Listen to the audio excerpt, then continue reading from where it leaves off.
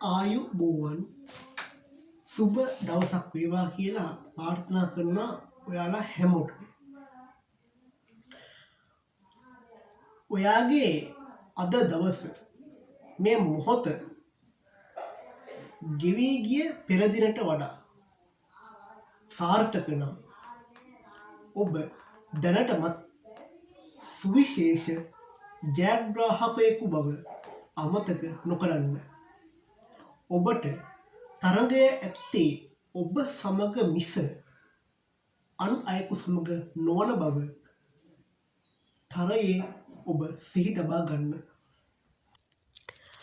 Metre 100ේ ධාවන පතයක වුණොත් ජීවිතය කියන මහා සංග්‍රාමයක වුණොත් අපි හැමෝම උත්සාහ කරන්නේ අනුන්ව පරද්දන්න.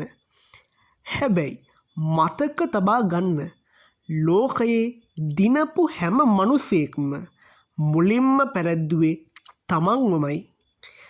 තමන්ගේ ඇතුලේ ඉන්න ඒ කම්මැලි මිනිස්සයව මට බෑ කියන ඒ දුර්වල හඬවල් තමන්වම පරාජය කරපු දවසට මුළු ලෝකයම ඔබ ඉදිරියේ දන නමනවා.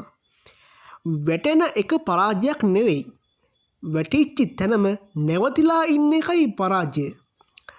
ඉර පායන්න කලින් අවදි වෙන්න. ලෝකය නිදා ගන්න කලින් වැඩ කරන්න.